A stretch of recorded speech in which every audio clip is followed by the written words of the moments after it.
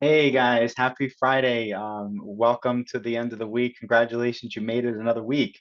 Another post I wanted to comment on today and bring you a video, which I thought was very important, was this concept of meetings, meetings, meetings.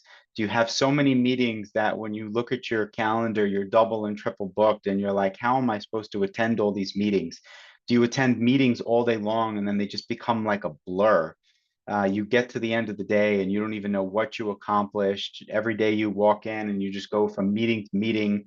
You don't have time to take notes or digest the information you had, and you wind up talking about the same things over and over and over again. Well, I wanted to bring you four tips that I use in my programs that I manage or when I'm managing my team directly, and a bonus tip on how you can combat this going forward. So the first one is assess the necessity of the meeting. Is this meeting needed, or do you need to be in the meeting? If the meeting is not needed, or you don't need to be in the meeting, ask somebody to cover for you. Delegate to somebody on your team. Ask somebody that has the expertise that maybe you don't, and that's one sure way to take care of it. That's the first one. The second one is make sure the agenda is sent 24 to 48 hours in advance and is clear. So if you're in charge of the meeting or someone in your team or your program or project is in charge of the meeting, send that out ahead of time. Make sure it has a purpose. It's for my Greek friends out there. The way I remember it, I call it OPA. So that's your objective, your purpose, and your action items. So that's what I call OPA, objective, purpose, action items. That should be sent way ahead of time with the materials. That's where the action items comes in, so that the folks that want to take a look ahead of time to say, do I need to be in this meeting? They can.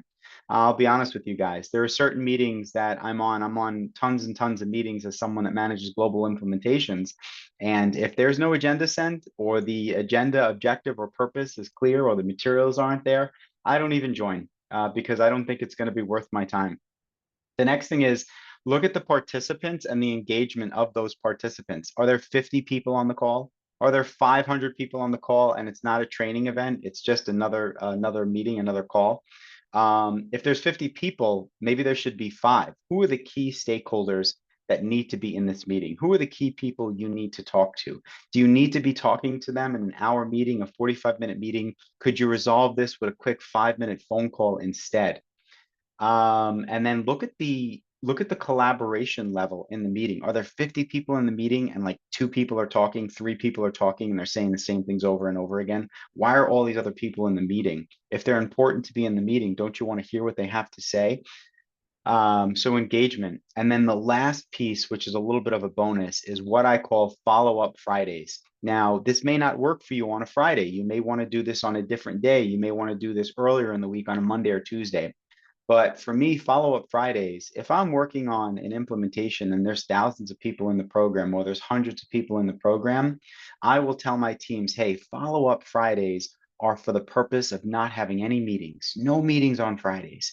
And what we do on Fridays instead, we don't kick our feet up and eat Cheerios and watch TV. Absolutely not.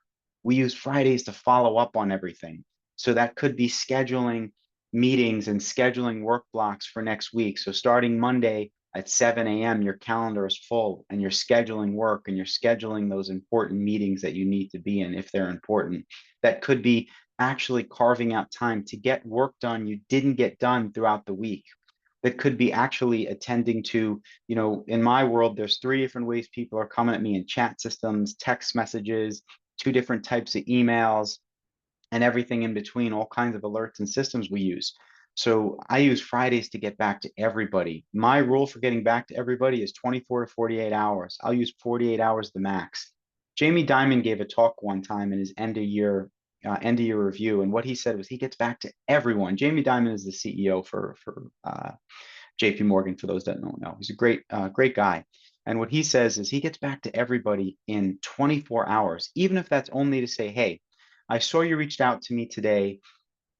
Your query is important to me. This is important to me. I promise to get back to you tomorrow by 9 a.m. I promise to get back to you, you know, Wednesday midweek by 11 a.m. Right? It's to go through all your emails and chats and pings and all those items that hopefully you've flagged for follow-up throughout the week that you didn't get a chance to look at, and look at them and address them on Friday or schedule them for the following week. So that's the bonus. The bonus is this concept of a follow-up Friday. Once again, Fridays may not work for you. You may want to use another day. And that's a day of no meetings to allow people to get work done they didn't get done during the week, to follow up on emails, chats, responses, people tapping you on the shoulder in the hallway, and to schedule yourself for success for the next week coming so that Monday morning, 7 a.m., throughout the whole day, you have your work scheduled, you have your meeting schedules, and you're good to go.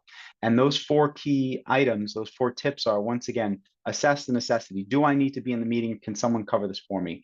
Is the agenda clear? Opa! Is the objective clear? Is the purpose clear? Are the actions, the materials there? If it's not, it's probably not worth your time. They're just going to talk and try and figure that out in the meeting.